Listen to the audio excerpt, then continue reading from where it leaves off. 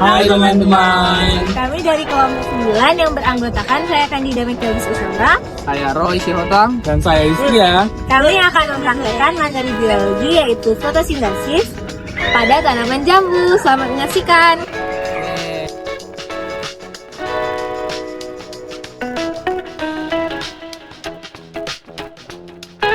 Langkah-langkah pertama, memasukkan air ke dalam plastik hingga penuh. Yang kedua, melapisi daun bersama ranting pada tanaman jambu dengan plastik yang telah diisi air. Yang ketiga, mengikat plastik pada ranting hingga tidak terdapat bolongan untuk udara dapat masuk dengan menggunakan tali rafia. Kemudian, tunggu hingga 10 menit.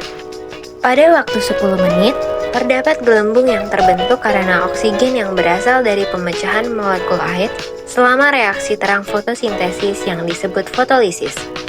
Ketika ranting dan daun dimasukkan ke dalam plastik berisi penuh air, oksigen yang terbentuk tidak dapat langsung larut sepenuhnya dalam air atau keluar ke udara luar, sehingga terperangkap dan terlihat sebagai gelembung-gelembung kecil yang naik ke permukaan.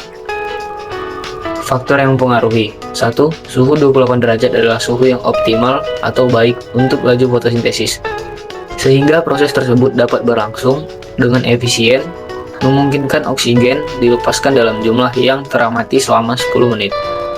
2. Cahaya. Semakin tinggi intensitas cahaya, umumnya semakin cepat laju fotosintesis dan semakin banyak gelembung oksigen yang dihasilkan.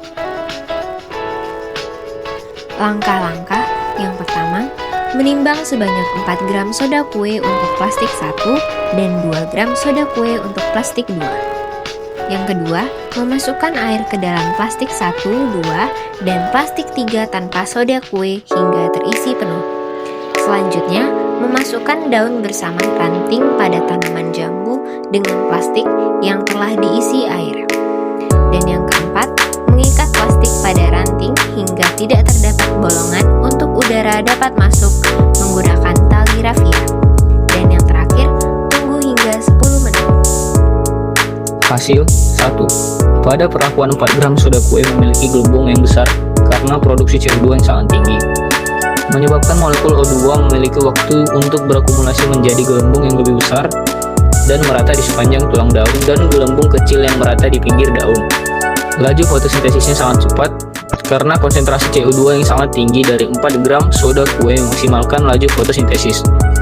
Pelepasan O2 di sepanjang tulang daun menunjukkan area di mana proses fotosintesis dan transportasi air sedang sangat aktif, sementara gelembung di pinggir daun.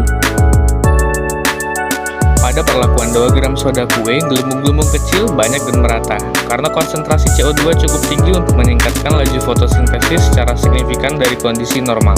Sedikit gelembung besar, namun banyak gelembung kecil, dan juga diproduksi dengan cepat tapi tidak secepat dengan perlakuan 4 gram, sehingga dihasilkan gelembung yang kecil. Perlakuan tanpa soda kue, hasilnya gelembung ada tetapi tidak merata karena hanya ada sedikit pelepasan oksigen.